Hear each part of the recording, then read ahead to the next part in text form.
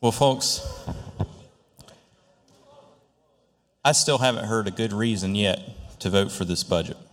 I've heard a lot of reasons, heard a lot of claims. I've heard a lot of cherry-picked facts given today.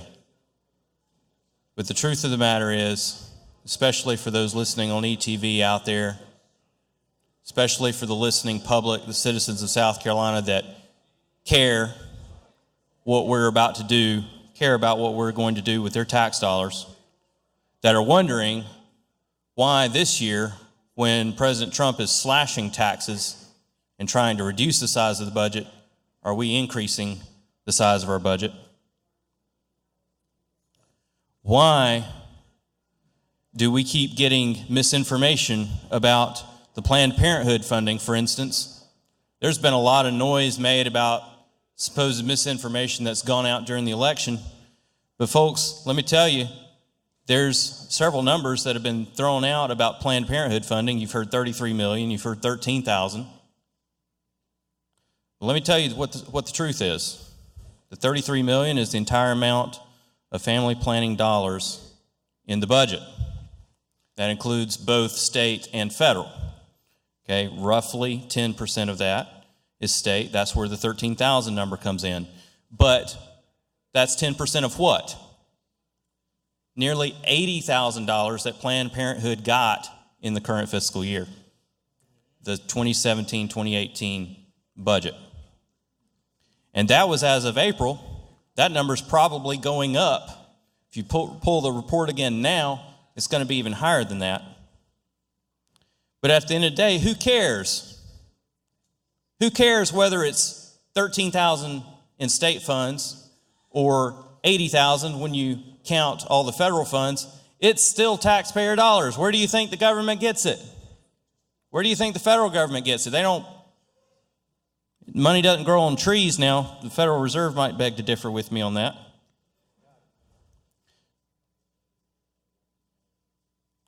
So why, Mr. Chairman, do you keep misleading the public and you keep trotting out this number of 13,000 as if it's nothing significant? Well, it is significant, but it's also not the whole number. The whole number is 80, roughly, 79. Probably higher than that if you pull the numbers again. In this budget, was defunding Planned Parenthood ever really a priority? That's a question I have to ask. I don't have the answer to that. I can't look into anybody's mind or heart and see what's truly important to them. But what I can do is see their actions. And you ask yourself and look over the last few years of what has happened, the acts that have been passed by this body, this session, and the previous session. How many times has this body overcome the opposition of that chamber on the other side of this building? The leaders in this body can get things done when they want to. They've shown that over and over and over again. So I ask, was Planned Parenthood defunding ever really a priority for this body? I can't answer that in the affirmative. I don't know the answer to that. I wish I did. But let me also remind you, why are we even talking about defunding Planned Parenthood? It's because 2 or 3 years ago, videos came out showing that Planned Parenthood was harvesting body parts of unborn babies through dismemberment. That's why we're talking about this. That's why a dismemberment abortion ban was proposed. That ban was defeated.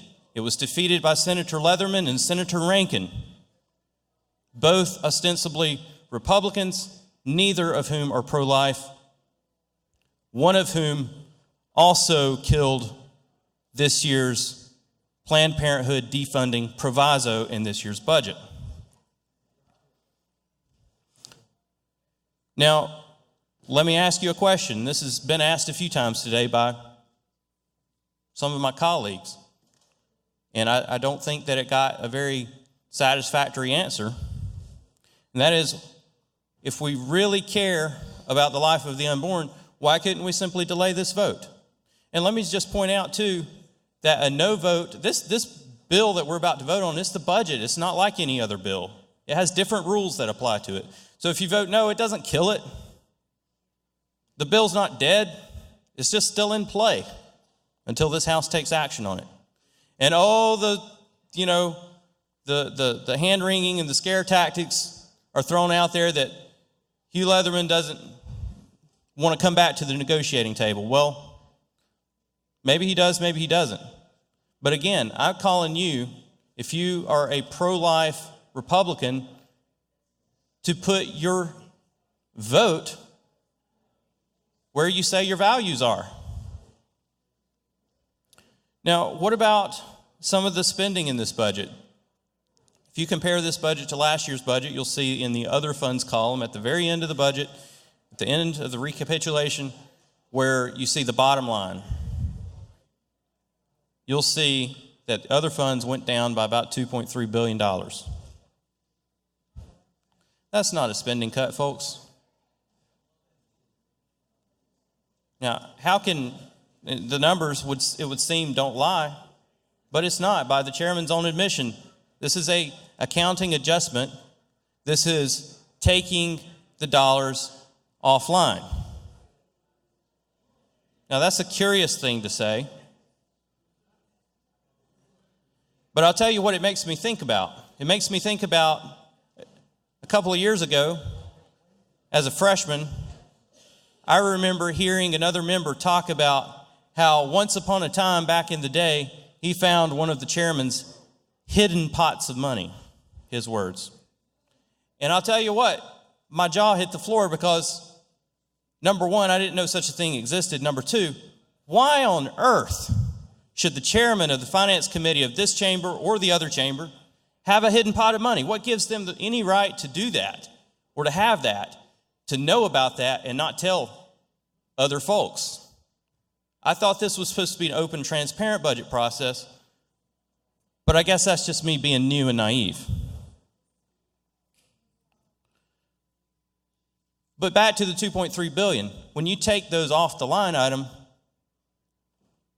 you're just making the budget even less transparent. And let me tell you, that other funds column, that's already pretty mysterious. We don't get too much of a breakdown as far as what goes into that. We get totals, but we don't get detail.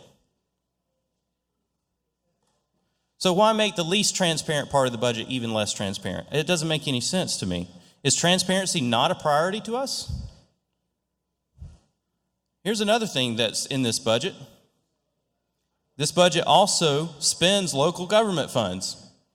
You've heard from me ad nauseum about this, and you're going to keep hearing from me about it ad nauseum. But the truth of the matter is that the law says what it says. Now, what gives this body the moral high ground to restrict local government spending when we won't restrict our own? Let me ask you this also. Is keeping local taxes low not a priority to this body? Is that not important to us? Do we forget that local governments primarily rely on property taxes, which is, number one, the hardest hitting tax there is, not to mention the most immoral tax? It is this tax that is causing seniors and people on fixed income and retirees, disabled people, some of the most disadvantaged people in our state, in some cases to have to choose between paying their power bill or paying their tax bill. A person shouldn't live in fear of being taxed out of their home, and yet we are so greedy for money to spend in our state budget that we withhold money that we are statutorily required to distribute to the counties and municipalities of the state that they rely on. And let me tell you, they're not all like Anderson County. Anderson County has, we're doing okay. We're making it. But some counties are a lot smaller and don't have the resources to work with that Anderson has. And so we're hitting them even harder. And you know what? This isn't something that's new this year. This has been going on for a decade. When is it going to stop? Let's talk about the data warehouse proviso. Here's another thing that's in this budget. We've heard things thrown out there about, well, this is all data that's that the government already has. Well, if the government already has it, why are we putting together a warehouse? Well, it's because we want to take all that data from multiple sources and correlate it to each other.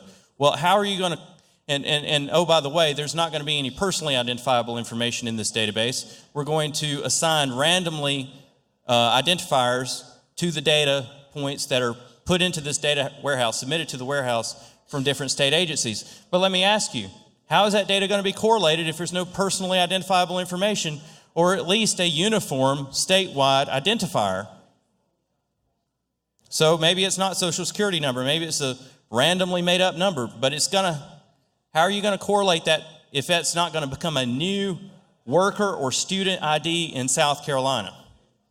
Is that not what the enabling legislation authorized? Is that not what the bill that was passed last year asked for? So where's the privacy? And oh, by the way, I was told that the agencies that submit their data to this warehouse will retain that randomized ID. So guess what? It is possible to take that data out of the warehouse, go through the state agency that submitted it, and correlate it back to a person if somebody wanted to find that out. And oh, by the way, none of this is actually in the language of the proviso. So why am I even having to ask this question, number one? It should be written out in the proviso. What, given the state's track record of not doing such a great job of protecting citizen privacy, what gives me any confidence to take anyone's word on this? This is too important to leave to chance or to leave to the good sense of a vendor or to leave to the procurement process or the good faith of a bureaucrat overseeing the implementation. Let me also ask you that if we care about citizen privacy, why were privacy protections in the form of model language that were developed by the ACLU and the 10th Amendment Center in the context of a similar federal level program for education? Why were those privacy protections not incorporated into this language? And finally, our chairman has said repeatedly that he doesn't believe in legislating by proviso. So why is this even in the budget to begin with instead of a standalone bill? Do I get to take my bills and insert them into the budget during the amendment process at the last minute? I don't think so. Why should anyone else here? And finally, the most important question we need to be asking ourselves about the data warehouse proviso is, what gives us the right to centrally plan our state's economy or our kids' futures, our kids' education, our kids' careers? What is this? The set of Divergent? I mean, are we in some dystopian science fiction alternate universe now?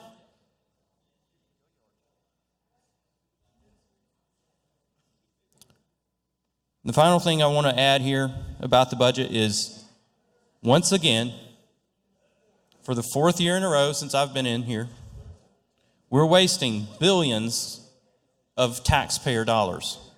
We're spending it on unnecessary and duplicative state agencies that, you know what? If they went away, they'd probably never be missed. Much of our budget is fluff. It really is. Why is that considered acceptable in this supposedly Republican body? Why is that okay? Why are we voting on a budget 2 days after the runoff elections? Why didn't we vote on this several weeks ago when we were supposed to come back? And those 2 days were canceled. Does it really take that long to negotiate the budget in conference? Or did it take that long because we wanted it to take that long? Because some people were afraid to go on record supporting the things that are in this budget, like not defunding Planned Parenthood after we said we would. Now, folks, is being Republican about what you believe And I could ask the other party the same thing, is being Democrat about what you believe? Or is it about who you take orders from? I'll leave you with that, folks.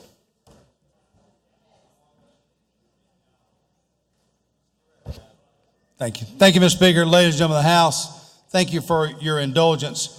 I want to take you back just 1 year, a little over a year ago, when we were in this same position adopting a conference report. One of the things that we pride ourselves in this body is that you all know that we collectively represent 5 million people in this state. Each and every one of those people deserve a voice here, and we are their voice. Some of us are from rural areas. Some of us are from urban areas. Some of us suburban areas. But it is our duty to delve into issues deeper than what a Facebook post may insinuate, to dig deeper into what the facts are. You're entitled to your opinion. You're not entitled to your facts. But we also know that it takes us building consensus both in this body and with the body across the hall in order to facilitate change and to make things happen. The deterioration of roads in South Carolina, we collectively dealt with that issue because we agreed to work together to build to a crescendo to make things happen. Ms. Douglas, you spoke yesterday about VC Summer. We worked together collectively to make the changes necessary, and you see part of that happening just behind us a moment ago. In order to get something done, you don't operate in a vacuum. In this house, Mr. Hill, you build consensus. You work with your neighbors. You work with your colleagues. You work with those across the aisle. That's how you get things done. Well, this budget is no different. Everybody has a different idea. But on 3720, which was last year's budget, we worked together and we voted in this body 100-9 for that budget. This year, we have dealt with the budget, as you know. We had a second reading and we have a third reading. Second reading happened at 10:42 p.m. on March the 13th, 2018. This budget passed 116-2. The budget that we have been debating about what it contains, what it doesn't contain, 116-2. So someone can take you to task, Mr. McCravy, over voting for that budget and what it contained and what it didn't contain.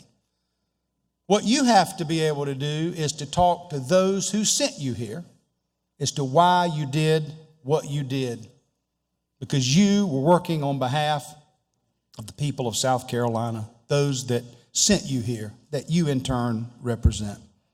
Third reading was given March the 14th at 12:16 a.m., just after midnight, 117-2. We find ourselves here today, and it's been tough because we read all that's going on through social media, through innuendo, through lie, and we have to make those decisions. But we're leaders. We were elected to be leaders, to delve deep, to make sure that we are representing those folks back home. It's interesting that the Senate voted earlier today, 30-9, to adopt the very conference report we find ourselves looking at now. And I want to take just a minute, and I'll end with this, to read a statement in the Journal. It says, "We appreciate and share Senator Richard Cash's passion for protecting the rights of the unborn, and for that reason, they voted with him and other pro-life senators for amendments to the budget that would prohibit Planned Parenthood from receiving Medicaid reimbursements for family planning services. Unfortunately, those amendments failed. those amendments failed in a majority vote. Under current law, none of the federal or state funding that Planned Parenthood receives can be used for abortion services except to protect the health of the mother or in cases of rape or incest. Second, the State Department of Health and Human Services is finalizing a waiver request for submission to the Federal Centers for Medicare and Medicaid Services that would prohibit Planned Parenthood from receiving money for family planning purposes. Were it not for those two facts, we would have supported Senator Cash's motion to reject the budget. However, in light of those facts, and after weighing the bad outcomes that would be associated with heading into a new fiscal year on July 1 without a budget, no increases in pay for K-12 teachers, no funding for school resource officers, just to name two, we oppose this motion. Senator Tom Davis, Senator Sean Bennett, Senator Shealy, Senator Gregory, Senator Gambrell, Senator Massey, Senator Peeler, Senator Cromer, Senator Turner, Senator Hembry, Senator Campbell, Senator Alexander. Ladies and gentlemen, we're called to lead. We're not called to follow, and that's why we're here. Please join me in moving us into the next fiscal year. Thank you, Mr. Speaker.